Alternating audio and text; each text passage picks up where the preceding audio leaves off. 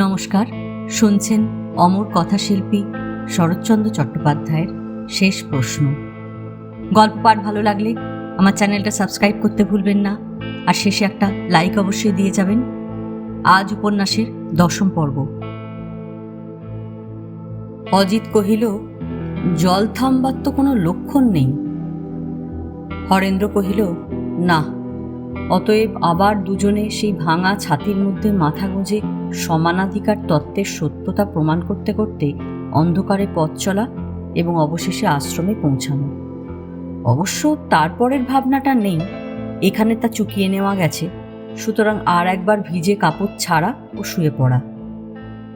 আশুবাবু ব্যগ্র হইয়া বলিলেন, তাহলে তোমরা দুজনে একেবারে পেট ভরেই খেয়ে নিলে না কেন? হরেন্দ্র বলিয়া উঠিল, না না, থাক, তাতে আর কি হয়েছে? আপনি সেজন্য ব্যস্ত হবেন না আশুবাবু। নীলিমা প্রথমটা খিলখিল করিয়া হাসিয়া উঠিল, পরে অনুযোগের কণ্ঠে বলিল, ঠাকুরপো, কেন মিছে রোগা মানুষের উৎকণ্ঠা বাড়াও? আশুবাবুকে কহিল, উনি সন্ন্যাসী মানুষ, বৈরাগীগিরিতে পেকে গেছেন, এদিক থেকে ও ত্রুটি কেউ দেখতে পাবে না। ভাবনা শুধু অজিতবাবুর জন্যে। এমন সংসর্গেও যে উনি তাড়াতাড়ি সুপক্ক হয়ে উঠতে পারছেন না, সে ওর আজকের খাওয়া দেখলেই ধরা যায়। হরেন্দ্র বলিল, বোধহয় মনের মধ্যে পাপ আছে, তাই ধরা পড়বে একদিন। অজিত লজ্জায় আরক্ত হইয়া কহিল, আপনি কি যে বলেন হরেনবাবু? নীলিমা ক্ষণকাল তাহার মুখের প্রতি চাহিয়া কহিল, তোমার মুখে ফুলচন্দন পড়ুক ঠাকুরপো, তাই যেন হয়। ওর মনের মধ্যে একটুখানি পাপই থাক, উনি ধরাই পড়ুন একদিন, আমি কালীঘাটে ঘটা করে গিয়ে পুজো দেব। তাহলে আয়োজন করুন। অজিত অত্যন্ত বিরক্ত হইয়া বলিল, আপনি কি বাজে বকছেন হরেনবাবু, ভারী বিশ্রী বোধ হয়। হরেন্দ্র আর কথা কহিল না। অজিতের মুখের দিকে চাহিয়া নীলিমার কৌতূহল তীক্ষ্ণ হইয়া উঠিল, কিন্তু সেও চুপ করিয়া রহিল। অজিতের কথাটা চাপা পড়িলে কিছুক্ষণ পরে হরেন্দ্র নীলিমাকে লক্ষ্য করিয়া বলিল, আমাদের আশ্রমের ওপর কমলের ভারী রাগ, আপনার বোধকরি মনে আছে বৌদি? নীলিমা মাথা নাড়িয়া বলিল, আছে। এখনো তার সেই ভাব নাকি? হরেন্দ্র কহিল, ঠিক সেই ভাব নয়, আর একটুখানি বেড়েছে, এইমাত্র প্রভেদ। পরে কহিল, শুধু আমাদের ওপরেই নয়, সর্ববিধ ধর্ম প্রতিষ্ঠানের প্রতি তার অত্যন্ত অনুরাগ। ব্রহ্মচর্যই বলুন, বৈরাগ্যের কথাই বলুন, আর ঈশ্বর সম্বন্ধে আলোচনা হোক, শোনা মাত্রই অহেতুক ভক্তি ও প্রীতির প্রাবল্যে অগ্নিবৎ হয়ে ওঠেন। মেজাজ ভালো থাকলে মুড়ো বুড়ো খোকাদের ছেলে খেলায় আবার কৌতুকবোধ করতেও অপারগ হন না। চমৎকার। বেলা চুপ করিয়াই শুনিতেছিল, কহিল, ঈশ্বরও ওর কাছে ছেলে খেলা, আর এরই সঙ্গে আমার তুলনা করছিলেন আশুবাবু? এই বলিয়া সে পর্যায়ক্রমে সকলের মুখের দিকেই চাহিল, কিন্তু কাহারও কাছে কোনো উৎসাহ পাইল না। তাহার রুক্ষ স্বর ইহাদের কানে গেল কিনা ঠিক বুঝা গেল না।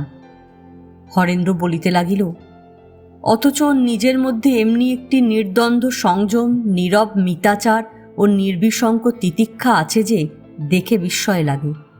আপনার শিবনাথের ব্যাপারটা মনে আছে আশুবাবু? সে আমাদের কে, তবুও এত বড় অন্যায় সহ্য হলো না। দণ্ড দেবার আকাঙ্ক্ষায় বুকের মধ্যে যেন আগুন ধরে গেল। কিন্তু কমল বললে না। তার সেদিনের মুখের চেহারা আমার স্পষ্ট মনে আছে। সেই নার মধ্যে বিদ্বেষ নেই, জ্বালা নেই, উপর থেকে হাত বাড়িয়ে দান করবার শ্লাঘা নেই, ক্ষমার দম্ভ নেই, দাক্ষিণ্য যেন অবিকৃত করুণায় ভরা। শিবনাথ যত অন্যায় করে থাক, আমার প্রস্তাবে কমল চমকে উঠে শুধু বললে, ছি ছি, না না, সে হয় না। অর্থাৎ একদিন যাকে সে ভালোবেসেছিল তার প্রতি নির্মমতার হীনতা কমল ভাবতেই পারলে না, এবং সকলের চোখের আড়ালে সব দোষ তার নিঃশব্দে নিঃশেষ করে মুছে ফেলে দিলে। চেষ্টা নয়, চঞ্চলতা নয়, শোকাচ্ছন্ন হাহুতাশ নয়, যেন পাহাড় থেকে জলের ধারা অবলীলাক্রমে নিচে গড়িয়ে বয়ে গেল। আশুবাবু নিঃশ্বাস ফেলিয়া কেবল বলিলেন, সত্যি কথা। হরেন্দ্র বলিতে লাগিল, কিন্তু আমার সবচেয়ে রাগ হয় ও যখন শুধু কেবল আমার নিজের আইডিয়ালটাকেই নয়, আমাদের ধর্ম, ঐতিহ্য, রীতি, নৈতিক অনুশাসন সব কিছুকেই উপহাস করে উড়িয়ে দিতে চায়। বুঝি ওর দেহের মধ্যে উৎকট বিদেশি রক্ত, মনের মধ্যে তেমনি উগ্র পরধর্মের ভাব বয়ে যাচ্ছে। তবু ওর মুখের সামনে দাঁড়িয়ে জবাব দিতে পারিনি। ওর বলার মধ্যে কি যে একটা সুনিশ্চিত জোরের দীপ্তি ফুটে বার হতে থাকে যে মনে হয় যেন জীবনের মানে খুঁজে পেয়েছে। শিক্ষা দ্বারা নয়, অনুভব উপলব্ধি দিয়ে নয়, যেন চোখ দিয়ে অর্থটাকে সোজা দেখতে পাচ্ছে। আশুবাবু খুশি হইয়া বলিলেন, ঠিক এই জিনিসটি আমারও অনেকবার মনে হয়েছে। তাই ওর যেমন কথা তেমনি কাজ। ও যদি মিথ্যে বুঝেও থাকে তবু সে মিথ্যের গৌরব আছে। একটু থামিয়া বলিলেন, দেখো হরেন, এ এক প্রকার ভালোই হয়েছে যে পাষণ্ড চলে গেছে। ওকে চিরদিন আচ্ছন্ন করে থাকলে ন্যায়ের মর্যাদা থাকত না। শুয়োরের গলায় মুক্তোর মালার মতো অপরাধ হতো। হরেন্দ্র বলিল, আবার একদিকে এমনি মায়া মমতা যে একা বৌদি ছাড়া কোনো মেয়েকে আর তার সমান দেখিনি। সেবায় যেন লক্ষ্মী। হয়তো পুরুষদের চেয়ে অনেক দিকে অনেক বড় বলেই নিজেকে তাদের কাছে এমনি সামান্য করে রাখে যে সে এক আশ্চর্য ব্যাপার। মন গলে গিয়ে যেন পায়ে পড়তে চায়। নীলিমা সহাস্যে কহিল, ঠাকুরপো, তুমি বোধহয় পূর্বজন্মে কোনো রাজরানীর স্তুতি পাঠক ছিলে। এ জন্মে তার সংস্কার ঘোচেনি। ছেলে পড়ানো ছেড়ে এ ব্যবসা ধরলে যে ঢের সুরাহা হতো। হরেন্দ্র হাসিল, কহিল, কি করব বৌদি, আমি সরল সোজা মানুষ, যা ভাবি তাই বলে ফেলি। কিন্তু জিজ্ঞেস করুন দেখি অজিতবাবুকে, এক্ষুনি উনি হাতের আস্তিন গুটিয়ে মারতে উদ্যত হবেন।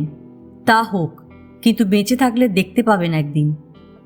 অজিত ক্রুদ্ধকণ্ঠে বলিয়া উঠিল, আহ, কি করেন হরেনবাবু, আপনার আশ্রম থেকে যে দেখছি চলে যেতে হবে একদিন। হরেন্দ্র বলিল, হবে একদিন সে আমি জানি, কিন্তু ইতিমধ্যে দিন কটা একটু সহ্য করে থাকুন। তাহলে বলুন, আপনার যা ইচ্ছা হয়, আমি উঠে যাই।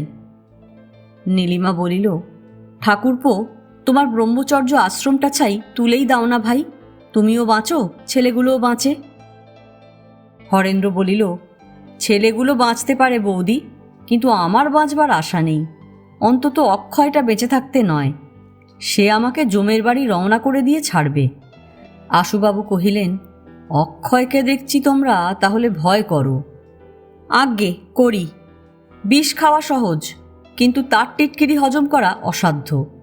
ইনফ্লুয়েঞ্জায় এত লোক মারা গেল, কিন্তু সে তো মরল না, দিব্যি পালালো। সকলেই হাসিতে লাগিলেন। নীলিমা বলিল, অক্ষয়বাবুর সঙ্গে কথা কইনে বটে, কিন্তু এবার তোমার জন্য বার হয়ে তার কাছে ক্ষমা ভিক্ষা চেয়ে নেব। ভেতরে ভেতরে জ্বলে পুড়ে যে একেবারে কয়লা হয়ে গেলে। হরেন্দ্র কহিল, আমরাই ধরা পড়ে গেছি বৌদি, আপনারা সব জ্বলা পোড়ার অতীত। বিধাতা আগুন শুধু আমাদের জন্যই সৃষ্টি করেছিলেন, আপনারা তার এলাকার বাইরে। নীলিমা লজ্জায় আরক্ত হইয়া শুধু কহিল, তা নয় তো কি। বেলা কহিল, সত্যিই তো তাই। ক্ষণকাল নীরবে কাটিল। অজিত কথা কহিল, বলিল, সেদিন ঠিক এই নিয়ে আমি একটা চমৎকার গল্প পড়েছি। আশুবাবুর দিকে চাহিয়া জিজ্ঞাসা করিল, আপনি পড়েননি? কই, মনে তো হয় না। যে মাসিক পত্রগুলো আপনার বিলেত থেকে আসে তারই একটাতে আছে ফরাসি গল্পের অনুবাদ, স্ত্রীলোকের লেখা, বোধ করি ডাক্তার। একটুখানি নিজের পরিচয় বলেছেন যে তিনি যৌবন পার হয়ে সবে প্রৌঢ়ত্বে পা দিয়েছেন। ওই তো সুমুখের সেলফেই রয়েছে। এই বলিয়া সে বইখানি পাড়িয়া আনিয়া বসিল। আশুবাবু প্রশ্ন করিলেন, গল্পের নামটা কি? অজিত কহিল, নামটা একটু অদ্ভুত, একদিন যেদিন আমি নারী ছিলাম। বেলা কহিল, তার মানে লেখিকা কি এখন পুরুষের দলে গেছেন নাকি? অজিত বলিল, লেখিকা হয়তো নিজের কথাই বলে গেছেন, এবং হয়তো নিজে ডাক্তার বলেই নারী দেহের ক্রমশ বিবর্তনের যে ছবি দিয়েছেন তা স্থানে স্থানে রুচিকে আঘাত করে, যথা। নীলিমা তাড়াতাড়ি বাধা দিয়া বলিয়া উঠিল, যথায় কাজ নেই অজিতবাবু, ও থাক। অজিত কহিল, থাক, কিন্তু অন্তরের অর্থাৎ নারীর হৃদয়ে যে রূপটি এঁকেছেন তা ঠিক মধুর না হলেও বিস্ময়কর। আশুবাবু কৌতূহলী হইয়া উঠিলেন, বেশ তো অজিত, বাদশাদ দিয়ে পড়ো না শুনি, জলও থামেনি, রাতও তেমন হয়নি।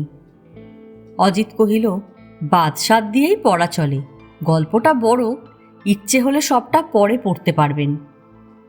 বেলা কহিল, পড়ুন না শুনি, অন্তত সময়টা কাটুক। নীলিমার ইচ্ছা হইল সে উঠিয়া যায়, কিন্তু উঠিয়া যাইবার কোনো হেতু না থাকায় সসংকোচে বসিয়া রহিল। বাতির সম্মুখে বসিয়া অজিত বই খুলিয়া কহিল, গোড়ায় একটু ভূমিকা আছে, তা সংক্ষেপে বলা আবশ্যক। এ যাঁর আত্মকাহিনী, তিনি সুশিক্ষিতা, সুন্দরী এবং বড় ঘরের মেয়ে।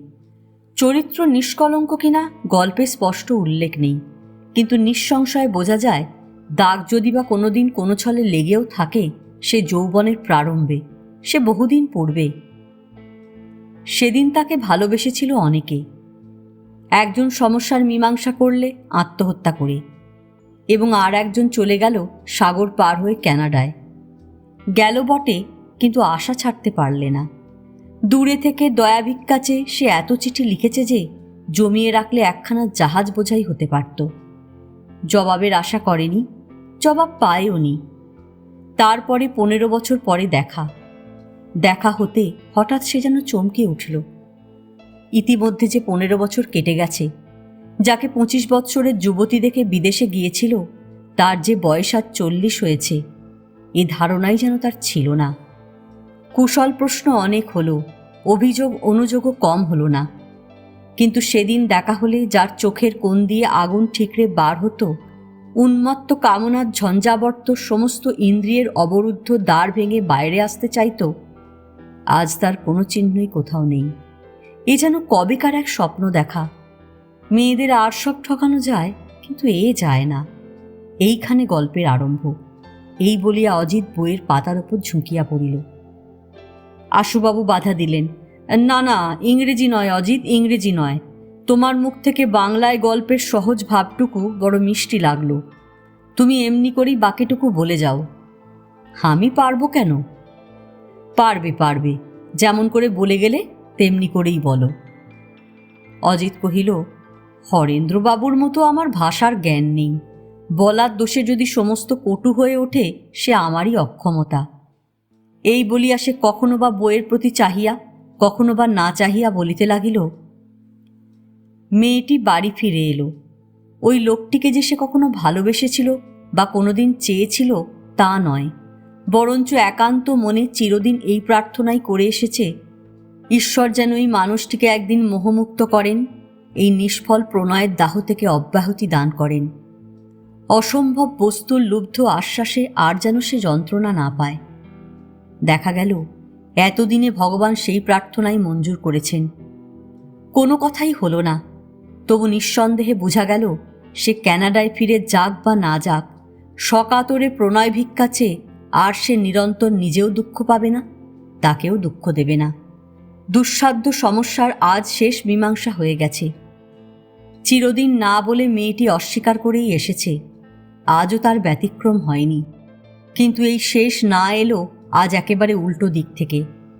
দুয়ের মধ্যে যে এত বড় বিভেদ ছিল, মেয়েটি স্বপ্নেও ভাবেনি।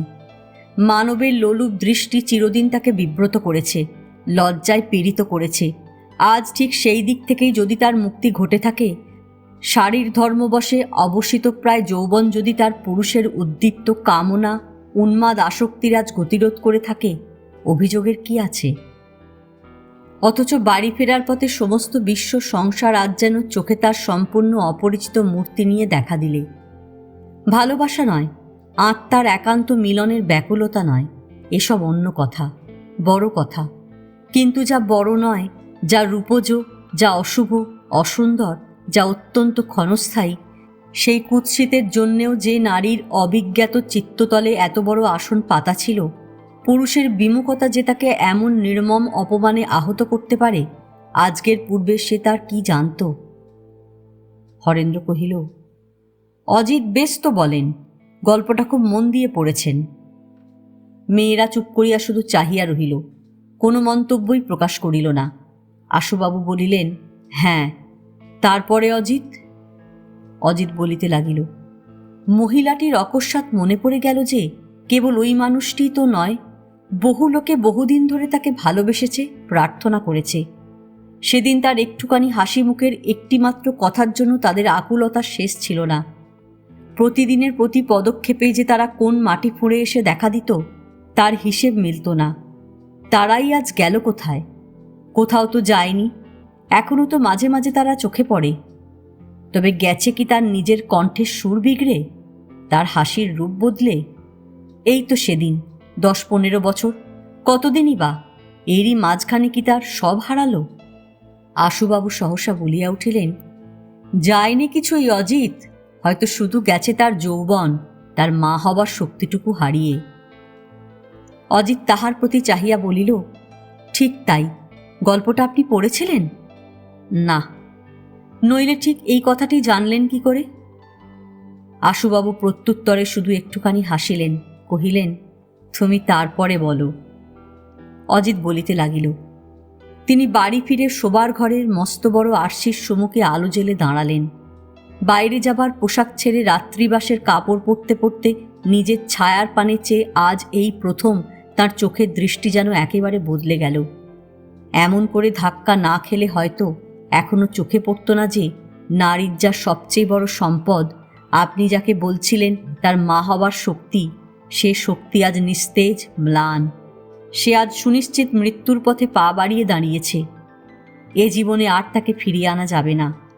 তার নিশ্চেতন দেহের ওপর দিয়ে অবিচ্ছিন্ন জলধারার ন্যায় সে সম্পদ প্রতিদিন ব্যর্থতায় ক্ষয় হয়ে গেছে। কিন্তু এত বড় ঐশ্বর্য যে এমন স্বল্পায়ু, এই বার্তা পৌঁছল তার কাছে আজ শেষ বেলায়। আশুবাবু নিঃশ্বাস ফেলিয়া কহিলেন, এমনি হয় অজিত, এমনি হয়। জীবনের অনেক বড় বস্তুকেই চেনা যায় শুধু তাকে হারিয়ে। তারপরে? অজিত বলিল, তারপরে সেই আরশির সম্মুখে দাঁড়িয়ে যৌবনান্ত দেহের সূক্ষ্মাতিসূক্ষ্ম বিশ্লেষণ আছে। একদিন কি ছিল এবং আজ কি হতে বসেছে, কিন্তু সে বিবরণ আমি বলতেও পারবো না, পড়তেও পারবো না।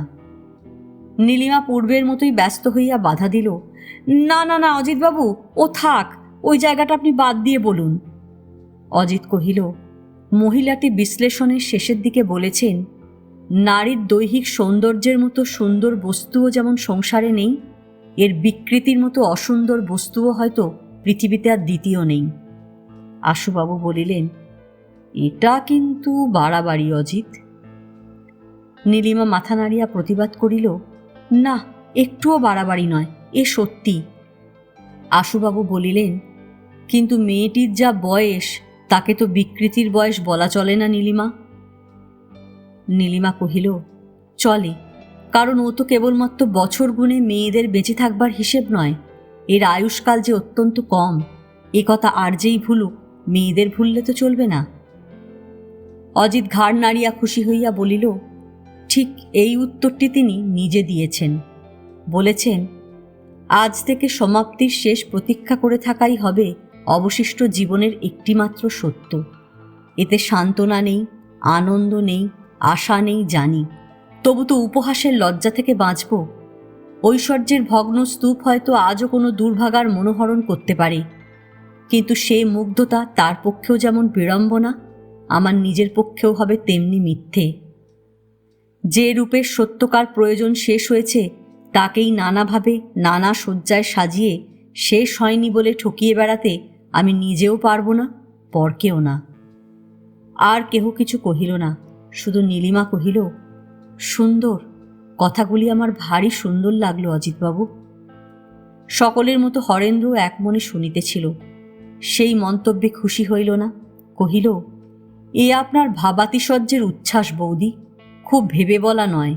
উঁচু ডালে শিমুল ফুলও হঠাৎ সুন্দর ঠেকে, তবু ফুলের দরবারে তার নিমন্ত্রণ পৌঁছয় না। রমণীর দেহ কি এমনই তুচ্ছ জিনিস যে এছাড়া তার আর কোনো প্রয়োজনই নেই?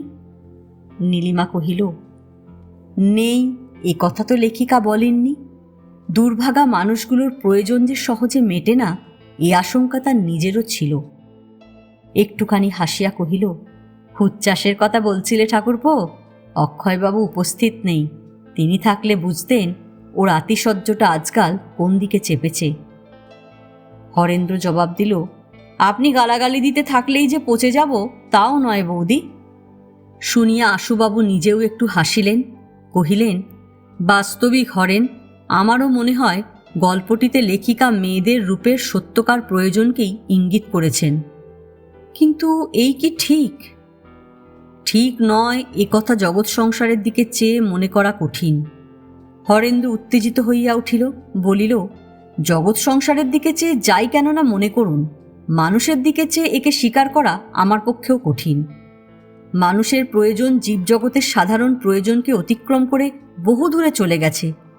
তাই তো সমস্যা তারা এমন বিচিত্র, এত দুরূহ, একে চালুনিতে ছেঁকে বেছে ফেলা যায় না বলেই তো তার মর্যাদা আশুবাবু। তাও বটে। গল্পের বাকিটা শুনি অজিত। হরেন্দ্র ক্ষুণ্ণ হইল, বাধা দিয়া কহিল, সে হবে না আশুবাবু। তুচ্ছ তাচ্ছিল্য করে উত্তরটা এড়িয়ে যেতে আপনাকে আমি দেব না। হয় আমাকে সত্যি স্বীকার করুন, না হয় আমার ভুলটা দেখিয়ে দিন। আপনি অনেক দেখেছেন, অনেক পড়েছেন, প্রকাণ্ড পণ্ডিত মানুষ। আপনার এই অনির্দিষ্ট ঢিলেঢালা কথার ফাঁক দিয়ে যে বৌদি জিতে যাবেন, সে আমার সইবে না। বলুন। আশুবাবু হাসি মুখে কহিলেন, তুমি ব্রহ্মচারী মানুষ, রূপের বিচারে হারলে তো তোমার লজ্জা নেই হরেন। না, সে আমি শুনব না। আশুবাবু ক্ষণকাল মৌন থাকিয়া ধীরে ধীরে বলিলেন, তোমার কথা অপ্রমাণ করার জন্য কোমর বেঁধে তর্ক করতে আমার লজ্জা করে। বস্তুত নারী রূপের নিগূঢ় অর্থ অপরিস্ফুট থাকে, সেই ভালো হরেন। পুনরায় একটুখানি চুপ করিয়া থাকিয়া বলিতে লাগিলেন, অজিতের গল্প শুনতে শুনতে আমার বহুকাল পূর্বের একটা দুঃখের কাহিনী মনে পড়ছিল। ছেলেবেলায় আমার এক ইংরেজ বন্ধু ছিলেন। তিনি একটি পোলিশ রমণীকে ভালোবেসেছিলেন। মেয়েটি ছিল অপরূপ সুন্দরী। ছাত্রীদের পিয়ানো বাজনা শিখিয়ে জীবিকা নির্বাহ করতেন। শুধু রূপে নয়, নানা গুণে গুণবতী। আমরা সবাই তাদের শুভকামনা করতাম।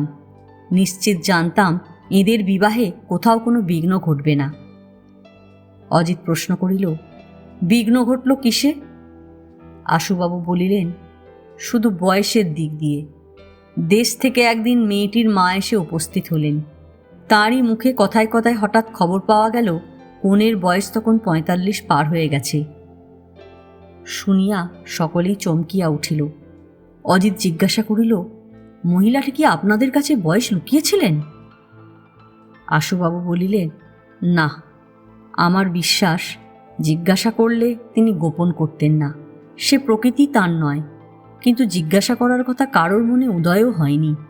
এমনি তার দেহের গঠন, এমনি মুখের সুকুমার শ্রী, এমনি মধুর কণ্ঠস্বর যে কিছুতেই মনে হয়নি বয়স তাঁর 30-এর বেশি হতে পারে। বেলা কহিল, আশ্চর্য, আপনাদের কারোর কি চোখ ছিল না? ছিল বই কি, কিন্তু জগতের সকল আশ্চর্যই কেবল চোখ দিয়ে ধরা যায় না, এ তারই একটা দৃষ্টান্ত। কিন্তু পাত্রের বয়স কত? তিনি আমারই সমবয়সী। তখন বোধ করি 28-29-এর বেশি ছিল না। তারপরে? আশুবাবু বলিলেন, তার পরের ঘটনা খুবই সংক্ষিপ্ত। ছেলেটির সমস্ত মন এক নিমেষেই যেন এই প্রৌঢ়া রমণীর বিরুদ্ধে পাষাণ হয়ে গেল। কতদিনের কথা, তবু আজও মনে পড়লে ব্যথা পাই। কত চোখের জল, কত হা হুতাশ, কত আসা যাওয়া, কত সাদাসাদি, কিন্তু সে বিতৃষ্ণাকে মন থেকে তার বিন্দু পরিমাণও নড়ানো গেল না। এই বিবাহ যে অসম্ভব, এর বাইরে সে আর কিছুই ভাবতে পারলে না। ক্ষণকাল সকলেই নীরব হইয়া রহিল। নীলিমা প্রশ্ন করিল, কিন্তু ব্যাপারটা ঠিক উল্টো হলে বোধ করি অসম্ভব হতো না? বোধ হয় না। কিন্তু ওরকম বিবাহ কি ওদের দেশে একটিও হয় না? তেমন পুরুষ কি সে দেশে নেই? আশুবাবু হাসিয়া কহিলেন, আছে। অজিতের গল্পের গ্রন্থকার বোধ করি দুর্ভাগা বিশেষণটা বিশেষ করে সেই পুরুষদেরই স্মরণ করে লিখেছেন। কিন্তু রাত্রি তো অনেক হয়ে গেল অজিত, এর শেষটা কি? অজিত চকিত হইয়া মুখ তুলিয়া চাহিল, কহিল, আমি আপনার গল্পের কথাই ভাবছিলাম। অত ভালোবেসেও ছেলেটি কেন যে তাকে গ্রহণ করতে পারলে না, এত বড় সত্য বস্তুটাও কোথা দিয়ে যে এক নিমেষে মিথ্যের মধ্যে গিয়ে দাঁড়ালো, সারা জীবন মহিলাটি হয়তো এই কথাই ভেবেছেন। একদিন যেদিন আমি নারী ছিলাম, নারীত্বের সত্যকার অবসান যে নারীর অজ্ঞাতসারে কবে ঘটে, এর পূর্বে হয়তো সেই বিগত যৌবনা নারী চিন্তাও করেননি। কিন্তু তোমার গল্পের শেষটা? অজিত শান্তভাবে কহিল, আজ থাক। যৌবনেরই শেষটাই যে এখনো নিঃশেষ হয়ে যায়নি, নিজের এবং পরের কাছে মেয়েদেরই প্রতারণার করুণ কাহিনী দিয়েই গল্পের শেষটুকু সমাপ্ত হয়েছে। সে বরঞ্চ অন্যদিন বলবো। নীলিমা ঘাড় নাড়িয়া বলিল, না না, তার চেয়ে ওটুকু বরঞ্চ অসমাপ্তই থাক। আশুবাবু সায় দিলেন, ব্যথার সহিত কহিলেন, বাস্তবিক এই সময়টাই মেয়েদের নিঃসঙ্গ জীবনের সবচেয়ে দুঃসময়।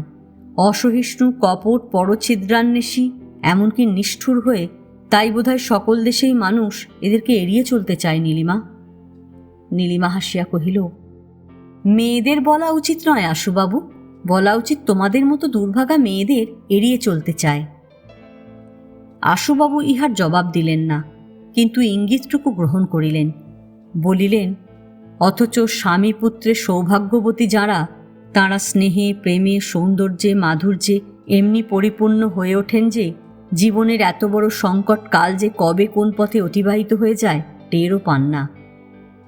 নীলিমা বলিল, ভাগ্যবতীদের ঈর্ষা করিনি আশুবাবু, সে প্রেরণা মনের মধ্যে আজও এসে পৌঁছয়নি। কিন্তু ভাগ্যদোষে যারা আমাদের মতো ভবিষ্যতের সকল আশায় জলাঞ্জলি দিয়েছেন, তাদের পথের নির্দেশ কোন দিকে আমাকে বলে দিতে পারেন? আশুবাবু কিছুক্ষণ স্তব্ধভাবে বসিয়া রহিলেন, পরে কহিলেন, এর জবাবে আমি শুধু বড়দের কথার প্রতিধ্বনি মাত্র করতে পারি নীলিমা, তার বেশি শক্তি নেই। তাঁরা বলেন, পরার্থে আপনাকে উৎসর্গ করে দিতে। সংসারে দুঃখেরও অভাব নেই, আত্মনিবেদনের দৃষ্টান্তেরও অসদ্ভাব নেই। এসব আমিও জানি, কিন্তু এর মাঝে নারীর অবিরুদ্ধ কল্যাণময় সত্যকার আনন্দ আছে কিনা আজও আমি নিঃসংশয়ে জানি নে নীলিমা। হরেন্দ্র জিজ্ঞাসা করিল, এ সন্দেহ কি আপনার বরাবর ছিল? আশুবাবু মনে মনে যেন কুণ্ঠিত হইলেন, একটু থামিয়া বলিলেন, ঠিক স্মরণ করতে পারিনি হরেন। তখন দিন 2-3 হলো মনোরমা চলে গেছেন। মন ভাড়াতুর, দেহ বিবশ, এই চৌকিটাতেই চুপ করে পড়ে আছি। হঠাৎ দেখি কমল এসে উপস্থিত। আদর করে ডেকে কাছে বসালাম। আমার ব্যথার জায়গাটাতে সে সাবধানে পাশ কাটিয়ে যেতেই চাইলে, কিন্তু পারলে না। কথায় কথায় এই ধরনের কি একটা প্রসঙ্গ উঠে পড়ল। তখন তার আর হুঁশ রইল না। তোমরা জানোই তো তাকে, প্রাচীন যা কিছু তারপরেই তার প্রবল বিতৃষ্ণা, নাড়া দিয়ে ভেঙে ফেলাই যেন তার প্যাশন। মন সায় দিতে চায় না, চিরদিনের সংস্কার ভয়ে কাঠ হয়ে ওঠে, তবু কথা খুঁজে মেলে না, পরাভব মানতে হয়। মনে আছে সেদিনও তার কাছে মেয়েদের আত্মোৎসর্গের উল্লেখ করেছিলাম, কিন্তু কমল স্বীকার করলে না।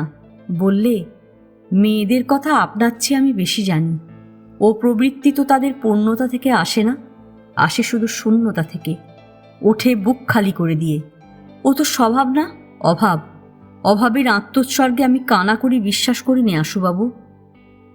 কি যে জবাব দেব ভেবে পেলাম না। তবু বললাম, কমল, হিন্দু সভ্যতার মর্মবস্তুটির সঙ্গে তোমার পরিচয় থাকলে আজ হয়তো বুঝিয়ে দিতে পারতাম যে ত্যাগ ও বিসর্জনের দীক্ষায় সিদ্ধিলাভ করাই আমাদের সবচেয়ে বড় সফলতা, এবং এই পথ ধরেই আমাদের কত বিধবা মেয়েই একদিন জীবনের সর্বোত্তম সার্থকতা উপলব্ধি করে গেছেন। কমল হেসে বললে, করতে দেখেছেন? একটা নাম করুন তো। সে এরকম প্রশ্ন করবে ভাবিনি, বরঞ্চ ভেবেছিলাম কথাটা হয়তো সে মেনে নেবে। কেমন ধারা যেন ঘুলিয়ে গেল। নীলিমা বলিল, বেশ, আপনি আমার নামটা করে দিলেন না কেন? মনে পড়েনি বুঝি? কি কঠোর পরিহাস! হরেন্দ্র ও অজিত মাথা হেঁট করিল এবং বেলা আর একদিকে মুখ ফিরাইয়া রহিল। আশুবাবু অপ্রতিভ হইলেন, কিন্তু প্রকাশ পাইতে দিলেন না। কহিলেন, না, মনেই পড়েনি সত্যি। চোখের সামনের জিনিস যেমন দৃষ্টি এড়িয়ে যায়, তেমনি তোমার নামটা করতে পারলে সত্যিই তার মস্ত জবাব হতো। কিন্তু সে যখন মনে এলো না, তখন কমল বললে, আমাকে যে শিক্ষার খোঁটা দিলেন আশুবাবু, আপনাদের নিজেদের সম্বন্ধেও কি তাই 16 আনাই খাটে না? সার্থকতার যে আইডিয়া শিশুকাল থেকে মেয়েদের মাথায় ঢুকিয়ে এসেছেন, সেই মুখস্থ বুলি তো তারা সদর্পে আবৃত্তি করে ভাবে এই বুঝি সত্যি। আপনারাও ঠকেন, আত্মপ্রসাদের ব্যর্থ অভিমানে তারা নিজেরাও মরে। বলেই বললে, সহমরণের কথা তো আপনার মনে পড়া উচিত। যারা পুড়ে মরত এবং তাদের যারা প্রবৃত্তি দিত, দুপক্ষের দম্ভই তো সেদিন এই ভেবে আকাশে গিয়ে ঠেকত যে বৈধব্য জীবনের এত বড় আদর্শের দৃষ্টান্ত জগতে আর আছে কোথায়। এর উত্তর যে কি আছে খুঁজে পেলাম না, কিন্তু সে অপেক্ষাও করলে না। নিজেও বললে, উত্তর তো নেই, দেবেন কি? একটু থেমে আমার মুখের পানে চেয়ে বললে, প্রায় সকল দেশেই আত্মোৎসর্গ কথাটা একটু বহুব্যাপ্ত ও বহুপ্রাচীন পারমার্থিক মোহ আছে। তাতে নেশা লাগে। পরলোকের অসামান্য অবস্তু ইহলোকের সংকীর্ণ সামান্য বস্তুকে সমাচ্ছন্ন করে দেয়। ভাবতেই দেয় না ওর মাঝে নরনারী কারো জীবনেরই শ্রেয় আছে কিনা। সংস্কার বুদ্ধি যেন স্বতঃসিদ্ধ সত্যের মতো কান ধরে স্বীকার করিয়ে নেয়, অনেকটা ওই সহমরণের মতোই। কিন্তু আর না, আমি উঠি। সে সত্যি চলে যায় দেখে ব্যস্ত হয়ে বললাম, কমল, প্রচলিত নীতি এবং প্রতিষ্ঠিত সমস্ত সত্যকে অবজ্ঞায় চূর্ণ করে দেওয়াই যেন তোমার ব্রত। এ শিক্ষা তোমাকে যে দিয়েছে, জগতের সে কল্যাণ করেনি। কমল বললে, আমার বাবা দিয়েছেন। বললাম, তোমার মুখেই শুনেছি তিনি জ্ঞানী ও পণ্ডিত লোক ছিলেন। এ কথা কি তিনি কখনো শেখাননি যে নিঃশেষে দান করি তবে মানুষের সত্য করে আপনাকে পায়? স্বেচ্ছায় দুঃখ বরণের মধ্যেই আত্মার যথার্থ প্রতিষ্ঠা। কমল বললে, তিনি বলতেন, মানুষকে নিঃশেষে শুষে নেবার দূরভিসন্ধি যাদের, তারাই অপরকে নিঃশেষে দান করার দুর্বুদ্ধি যোগায়। দুঃখের উপলব্ধি যাদের নেই, তারাই দুঃখ বরণের মহিমায় পঞ্চমুখ হয়ে ওঠে। জগতের দুর্লঙ্ঘ শাসনের দুঃখ তো ও নয়, ওকে যেন স্বেচ্ছায় যেচে ঘরে ডেকে আনা। অর্থহীন শৌখিন জিনিসের মতো ও শুধু ছেলে খেলা, তার বড় নয়। বিস্ময়ে হতবুদ্ধি হয়ে গেলাম। বললাম, কমল, তোমার বাবা কি তোমাকে কেবল নিছক ভোগের মন্ত্রই দিয়ে গেছেন? এই জগতের যা কিছু মহৎ তাকেই অশ্রদ্ধায় তাচ্ছিল্য করতে? কমল এ অনুযোগ বোধ করি আশা করেনি। ক্ষুণ্ণ হয়ে উত্তর দিলে, এ আপনার অসহিষ্ণুতার কথা আশুবাবু। আপনি নিশ্চয় জানেন কোনো বাপই তার মেয়েকে এমন মন্ত্র দিয়ে যেতে পারেন না। আমার বাবাকে আপনি অবিচার করছেন, তিনি সাধু লোক ছিলেন। বললাম, তুমি যা বলছো সত্যি, এ শিক্ষা যদি তিনি দিয়ে গিয়ে থাকেন, তাকে সুবিচার করাও শক্ত। মনোরমার জননীর মৃত্যুর পরে অন্য কোনো স্ত্রীলোককে আমি যে ভালোবাসতে পারিনি, শুনে তুমি বলেছিলে এর চিত্তের অক্ষমতা, এবং অক্ষমতাকে নিয়ে গৌরব করা চলে না। মৃত পত্নীর স্মৃতির সম্মানকে তুমি নিষ্ফল আত্মনিগ্রহ বলে উপেক্ষার চোখে দেখেছিলে। সংযমের কোনো অর্থই সেদিন তুমি দেখতে পাওনি। কমল বললে, আজও পাইনি আশুবাবু। সংযম যেখানে উদ্ধত আস্ফালনের জীবনের আনন্দকে ম্লান করে আনে। ও তো কোনো বস্তু নয়, ও একটা মনের লীলা, তাকে বাঁধার দরকার।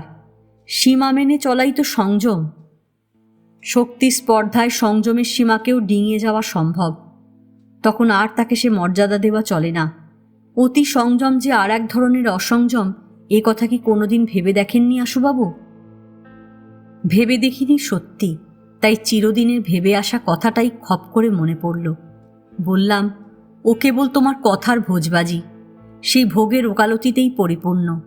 মানুষ যতই আঁকড়ে ধরে গ্রাস করে ভোগ করতে চায়, ততই সে হারায়। তার ভোগের ক্ষুধা তো মেটে না, অতৃপ্তির নিরন্তর বেড়েই চলে।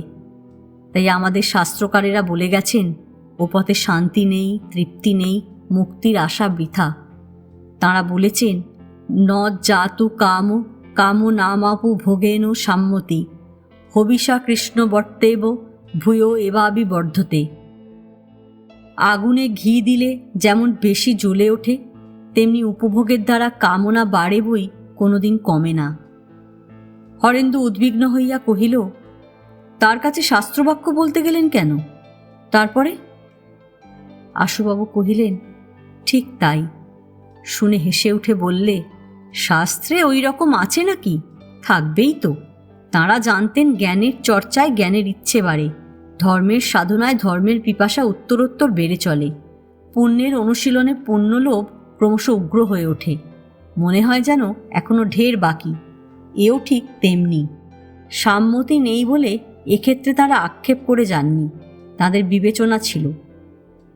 হরেন্দ্র, অজিত, বেলা ও নীলিমা চারিজনই হাসিয়া উঠিল। আশুবাবু বলিলেন, হাসির কথা নয়, মেয়েটা স্পর্ধায় যেন হতবাক হয়ে গেলাম। নিজেকে সামলে নিয়ে বললাম, না, এ তাঁদের অভিপ্রায় নয়। ভোগের মধ্যে তৃপ্তি নেই, কামনার নিবৃত্তি হয় না, এই ইঙ্গিতই তারা করে গেছেন। কমল একটুখানি থেমে বললে, কি জানি এমন বাহুল্য ইঙ্গিত তাঁরা কেন করে গেলেন। এ কি হাটের মাঝখানে বসে যাত্রা শোনা, না প্রতিবেশীর গৃহের গ্রামাফোনের বাজনা যে মাঝখানেই মনে হবে থাক, যথেষ্ট তৃপ্তি লাভ করা গেছে, আর না। এর আসল সত্তা তো বাইরের ভোগের মধ্যে নেই, উৎস ওর জীবনের মূলে। ওইখান থেকেও নিত্যকাল জীবনের আশা, আনন্দ ও রসের যোগান দেয়। শাস্ত্রের ধিক্কার ব্যর্থ হয়ে দরজায় পড়ে থাকে, তাকে স্পর্শ করতেও পারে না। বললাম, তা হতে পারে, কিন্তু ও যে রিপু, ওকে তো মানুষের জয় করা চাই। কমল বললে, কিন্তু রিপু বলে গাল দিলেই তো সে ছোট হয়ে যাবে না। প্রকৃতির পাকা দলিলে সে দখলদার। তাদের কোন সত্তাটা কে কবে শুধু বিদ্রোহ করেই সংসারে ওড়াতে পেরেছে। দুঃখের জ্বালায় আত্মহত্যা করাই তো দুঃখকে জয় করা নয়। অথচ ওই ধরনের যুক্তির জোরেই মানুষে অকল্যাণের সিংহদ্বারে শান্তির পথ হাতড়ে বেড়ায়। শান্তিও মেলে না, স্বস্তিও ঘোচে। শুনে মনে হলো ও বুঝি কেবল আমাকেই খোঁচা দিলে। এই বলিয়া তিনি ক্ষণকাল মৌন থাকিয়া কহিলেন, কি যে হলো, মুখ দিয়ে হঠাৎ বেরিয়ে গেল। কমল, তোমার নিজের জীবনটা একবার ভেবে দেখো দেখি। কথাটা বলে ফেলে কিন্তু নিজের কানেই বিঁধল, কারণ কটাক্ষ করার মতো কিছুই তো তার নেই। কমল নিজেও বোধহয় আশ্চর্য হলো, কিন্তু অভিমান কিছুই করলে না। শান্ত মুখে আমার পানে চেয়ে বললে, আমি প্রতিদিনই ভেবে দেখি আশুবাবু, দুঃখ যে পাইনি তা বলিনি, কিন্তু তাকেই জীবনের শেষ সত্য বলে মেনেও নিইনি। শিবনাথের দেবার যা ছিল তিনি দিয়েছেন, আমার পাওয়ার যা ছিল তা পেয়েছি। আনন্দের সেই ছোট ছোট ক্ষণগুলি মনের মধ্যে আমার মণি মাণিক্যের মতো সঞ্চিত আছে। নিষ্ফল চিত্তদাহে পুড়িয়ে তাদের ছাই করেও ফেলিনি, শুকনো ঝর্ণার নিচে গিয়ে ভিক্ষে দাও বলে শূন্য দুহাত পেতে দাঁড়িয়েও থাকিনি। তার ভালোবাসার আয়ু যখন ফুরলো, তাকে শান্ত মনেই বিদায় দিলাম। আক্ষেপ ও অভিযোগের ধোঁয়ায় আকাশ কালো করে তুলতে আমার প্রবৃত্তিই হলো না। তাই তাঁর সম্বন্ধে আমার সেদিনের আচরণ যখন আপনাদের কাছে এমন অদ্ভুত ঠেকেছিল, আপনারা ভাবলেন এত বড় অপরাধ কমল মাপ করল কি করে। কিন্তু অপরাধের কথার চেয়ে মনে এসেছিল সেদিন নিজেরই দুর্ভাগ্যের কথা। মনে হলো যেন তার চোখের কোণে জল দেখা দিলে। হয়তো সত্যি, হয়তো আমারই ভুল। বুকের ভেতরটা যেন ব্যথায় মুচড়ে উঠল। এর সঙ্গে আমার প্রভেদ কতটুকু। বললাম, কমল, এমনি মণিমাণিক্যের সঞ্চয় আমারও আছে, সেই তো 7 রাজার ধন। আর আমরা লোভ করতে যাব কিসের তরে বলো তো। কমল চুপ করে চেয়ে রইল। জিজ্ঞাসা করলাম, এ জীবনে তুমি কি আর কাউকে কখনো ভালোবাসতে পারবে কমল, এমনি ধারা সমস্ত দেহ মন দিয়ে তাকে গ্রহণ করতে? কমল অবিচলিত কণ্ঠে জবাব দিলে, অন্তত সেই আশা নিয়েই তো বেঁচে থাকতে হবে আশুবাবু। অসময় মেঘের আড়ালে আজ সূর্য অস্ত গেছে বলে সেই অন্ধকারটাই হবে সত্যি, আর কাল প্রভাতে আলোয় আলোয় আকাশ যদি ছেয়ে যায়, 2 চোখ বুজে তাকেই বলবো এ আলো নয়, এ মিথ্যে। জীবনটাকে নিয়ে এমনি ছেলেখেলা করেই কি সাঙ্গ করে দেব? বললাম, রাত্রি তো কেবল একটি মাত্রই নয় কমল, প্রভাতের আলো শেষ করে সে তো আবার ফিরে আসতে পারে। সে বললে, আসুক না, তখনও ভোরের বিশ্বাস নিয়েই আবার রাত্রি যাপন করব।